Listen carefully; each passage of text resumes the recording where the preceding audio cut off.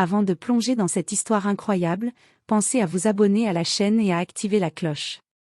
Ici, chaque récit a quelque chose à dire, et vous ne voudrez pas en manquer un seul. À Springville, une petite ville tranquille des États-Unis, la routine quotidienne venait d'être bouleversée. Les habitants murmuraient dans les rues, intrigués par un événement inattendu, un garçon de seulement 13 ans allait comparaître devant le tribunal local. Marcus Johnson, un jeune garçon noir connu pour son intelligence exceptionnelle et sa curiosité insatiable, n'était pas un adolescent ordinaire. Passionné par la lecture et fasciné par la justice, il passait ses soirées à dévorer des livres sur le droit, les procès célèbres et les subtilités des lois. Ses professeurs le décrivaient comme « réfléchi au-delà de son âge », tandis que ses amis le considéraient comme un véritable petit prodige. Mais personne à Springville ne se doutait que ce jeune garçon allait bientôt défier l'ordre établi et choquer un tribunal entier par son raisonnement. Ce qui semblait être un simple incident mineur dans son école allait se transformer en une leçon magistrale de logique et de courage. Le jour du procès approchait. Les journaux locaux parlaient déjà de « l'affaire du garçon de 13 ans », tandis que Marcus, calme et concentré, savait que sa préparation allait faire toute la différence. Pour lui, il ne s'agissait pas seulement de prouver son innocence, mais de montrer que la justice ne dépend ni de l'âge, ni de l'apparence, mais de la vérité et de la logique. Et dans cette petite ville tranquille, personne n'était prêt à voir un enfant tenir tête aux adultes avec autant de maîtrise et de courage. C'était un matin comme les autres à Springville Middle School. Marcus Johnson, 13 ans, entra dans sa classe de technologie avec son sac sur l'épaule.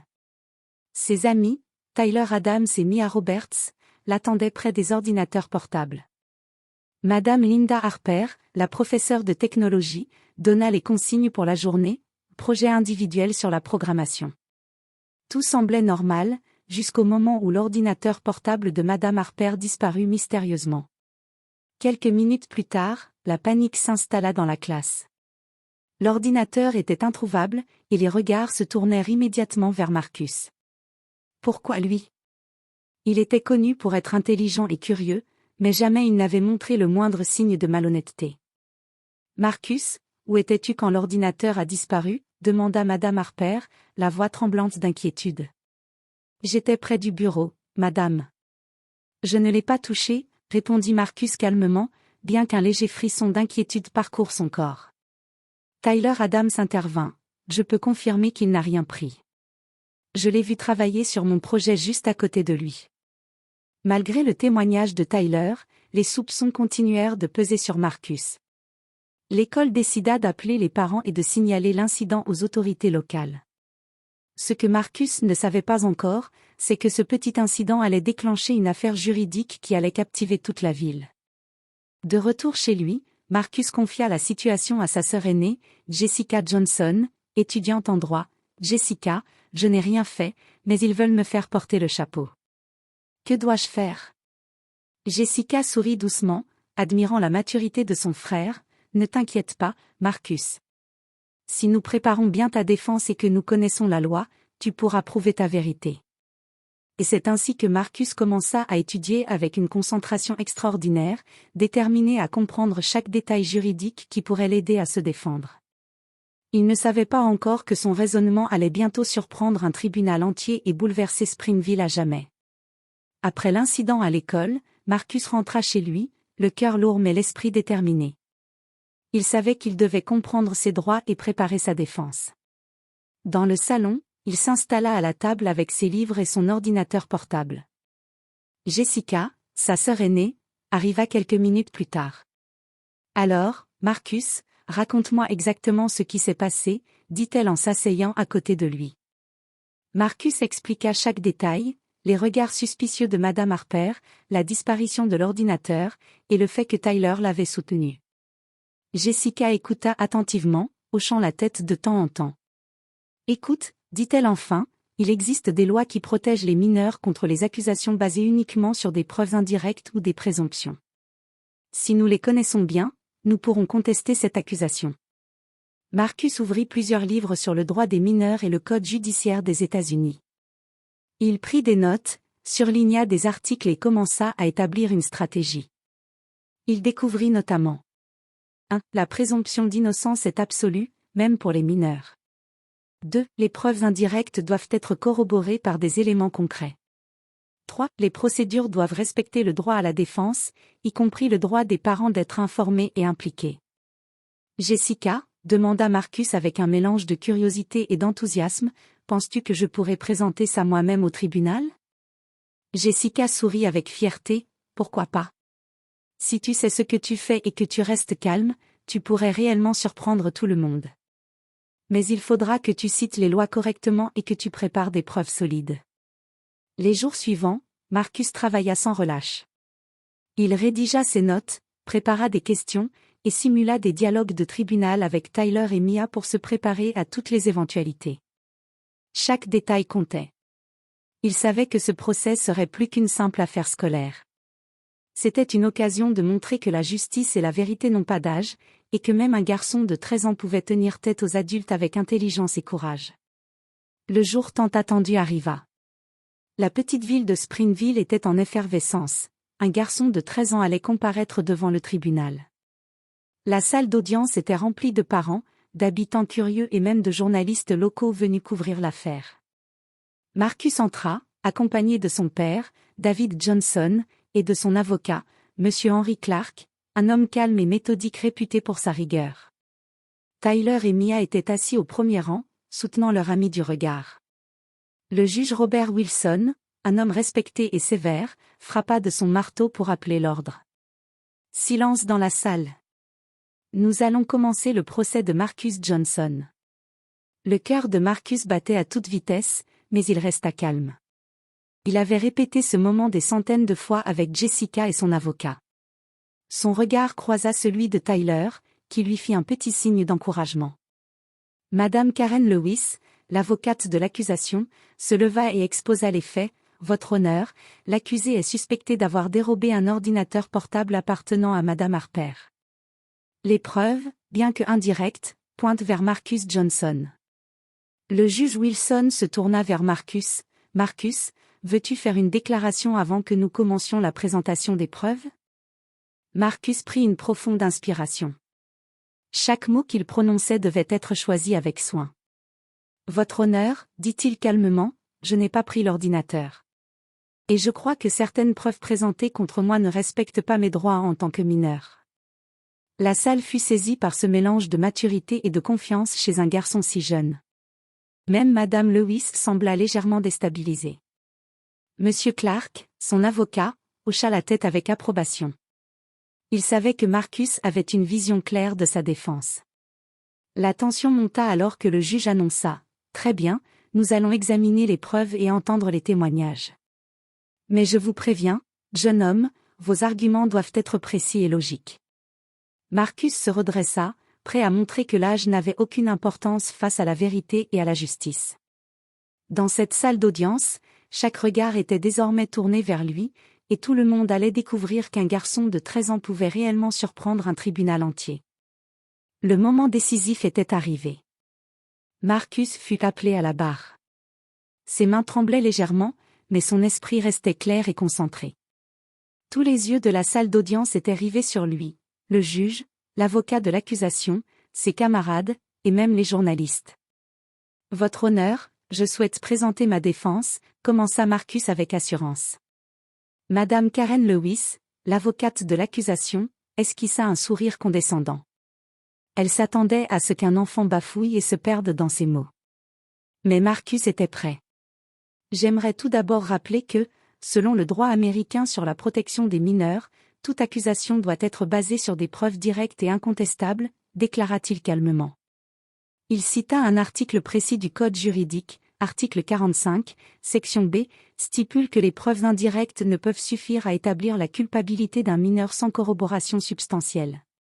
Un murmure parcourut la salle. Le juge Wilson fronça les sourcils, intrigué. Marcus continua. Les seules preuves contre moi sont des témoignages indirects et des suppositions. Aucun élément concret ne prouve que j'ai pris l'ordinateur. Madame Lewis se leva pour répondre, tentant de le déstabiliser. Monsieur Johnson, vous êtes un enfant. Comment pouvez-vous comprendre ces lois mieux que les adultes qui vous entourent? Marcus ne se laissa pas intimider. Parce que j'ai étudié la loi et que je comprends que la justice ne dépend pas de l'âge, mais de la vérité. Je ne cherche pas à contester les adultes, mais à montrer que les faits doivent primer sur les suppositions. Le juge Wilson prit des notes avec sérieux. Même l'avocat de l'accusation sembla surpris par la précision et la logique de Marcus. Les habitants de la salle, eux, étaient bouche bée, jamais un enfant n'avait parlé avec autant de maîtrise et de confiance devant un tribunal. À ce moment, il devint clair pour tout le monde que Marcus n'était pas un simple accusé, il était un jeune défenseur de la justice, capable de renverser une situation avec des arguments solides et réfléchis. La tension dans la salle monta, et chacun se demandait comment l'avocat de l'accusation allait répliquer face à un adversaire aussi inattendu. Le juge Wilson se pencha sur son bureau et examina Marcus avec une curiosité croissante. Il était rare qu'un accusé aussi jeune comprenne les subtilités des preuves légales. Marcus reprit la parole avec calme et détermination. « Votre honneur, permettez-moi de contester certaines preuves qui ont été présentées contre moi. » Il pointa du doigt le rapport de surveillance de l'école. La vidéo de surveillance montre uniquement un élève près du bureau de Madame Harper, mais elle ne prouve en aucun cas que j'ai pris l'ordinateur. Elle ne montre pas mes mains prendre l'objet ni aucun mouvement suspect. Un silence parcourut la salle. Même Madame Lewis, visiblement agacée, prit une pause avant de répondre. Marcus continua. De plus, certains témoignages des élèves ont été recueillis sans la présence de mes parents ou de mon avocat, ce qui constitue une violation de mes droits selon l'article 12 du Code de procédure pour mineurs. Le juge Wilson leva les yeux au ciel, impressionné par la précision de Marcus. Les habitants de la salle murmurèrent entre eux, « Comment un garçon de 13 ans peut-il comprendre tout ça ?» Marcus sortit ensuite une copie du carnet de l'un des élèves témoins. Cet élève a admis dans son journal que, par peur de se faire gronder, il avait menti sur ma participation. Voici le document que je soumets comme preuve. Le juge examina le carnet attentivement.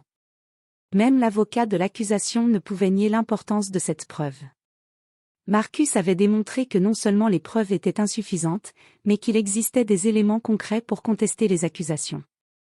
Il termina avec assurance, « Votre honneur, je ne cherche pas à contester l'autorité des adultes, mais je demande que la vérité prime sur les suppositions et que les droits d'un mineur soient respectés. » À ce moment précis, il devint évident pour tous que Marcus n'était pas seulement intelligent, il était stratège, méthodique et capable de défendre sa propre innocence avec un raisonnement que beaucoup d'adultes auraient envié. Après la démonstration de Marcus, Madame Karen Lewis, l'avocate de l'accusation, se leva pour tenter de reprendre le contrôle de la situation. Elle pensait pouvoir déstabiliser le jeune garçon avec des questions rapides et insistantes. « Marcus Johnson, dit-elle, tu n'es qu'un enfant. Comment peux-tu comprendre la complexité de ces lois et savoir quelles preuves sont valides ou non ?» Marcus répondit calmement, sans perdre son assurance. « Parce que j'ai étudié le code, et parce que je comprends que la justice ne se base pas sur l'âge mais sur la vérité et les faits. » Madame Lewis fronça les sourcils et tenta une nouvelle tactique. « Et que dis-tu des témoignages des autres élèves ? Ils ont tous indiqué que tu étais près du bureau au moment où l'ordinateur a disparu. » Marcus sortit alors un document que personne n'attendait, un email de Tyler Adams, son ami, qui confirmait qu'il était près de Marcus mais que ce dernier n'avait jamais touché l'ordinateur. Il ajouta aussi que d'autres élèves avaient été influencés par la peur de se faire gronder et avaient modifié leur déclaration. Le juge Wilson prit la parole, visiblement impressionné. « Je dois admettre, Marcus, que tes arguments sont précis et que tu as anticipé les points les plus critiques de l'accusation. » Même Madame Lewis, bien qu'expérimentée, commençait à perdre son calme. Elle n'avait jamais vu un accusé de 13 ans préparer une défense aussi complète et méthodique. Marcus poursuivit, « Votre honneur, je demande que chaque témoignage soit examiné à la lumière de ces informations, et que la procédure respecte le droit des mineurs à une défense équitable. » La salle entière retint son souffle. Le garçon de 13 ans n'était plus seulement un accusé, il était devenu un stratège juridique, capable d'anticiper et de contrer les objections d'un avocat chevronné. À ce moment précis, il était clair pour tous que ce procès ne serait pas une simple formalité. Marcus venait de transformer un incident banal en une leçon magistrale sur le droit, la logique et le courage face à l'injustice. Alors que l'avocat de l'accusation semblait reprendre son souffle, Marcus sortit un nouveau document de son dossier. La salle d'audience se pencha en avant, curieuse. « Votre honneur, J'aimerais présenter une preuve supplémentaire, annonça Marcus. Il tendit un carnet ouvert et un email imprimé provenant de l'un des élèves témoins, Jake Miller. L'email révélait que Jake avait menti initialement pour protéger un autre élève et éviter d'être puni. Il y confessait clairement que Marcus n'avait jamais touché l'ordinateur et qu'il avait été faussement accusé par peur de représailles. Le juge Wilson examina attentivement le document. Les murmures parcoururent la salle, personne ne s'attendait à une telle révélation venant d'un garçon de 13 ans. Marcus poursuivit, « Votre honneur, cette preuve montre que les témoignages présentés contre moi sont non seulement indirects, mais également influencés par la peur et la pression sociale. » Madame Lewis tenta de répliquer, « Mais, ce n'est qu'un témoignage après coup. » Marcus répondit avec calme, « Exactement, madame. Et c'est pourquoi il doit être pris en compte pour réévaluer la validité des accusations. Ignorer cette preuve reviendrait à ignorer la vérité. » Le juge Wilson posa sa main sur son menton, impressionné par la logique et la maturité du garçon. Même les parents de Marcus, assis dans la salle, étaient stupéfaits. Ils n'avaient jamais imaginé que leur fils pourrait non seulement se défendre, mais renverser la situation avec une telle habileté. À ce moment, il devint évident que Marcus avait transformé un simple incident scolaire en une démonstration magistrale de stratégie et de courage. Il n'était plus seulement un accusé, il était devenu le maître de sa propre défense, et chacun dans la salle d'audience savait que le verdict allait être influencé par son intelligence et sa perspicacité. Le silence régna dans la salle d'audience. Chaque regard était fixé sur Marcus.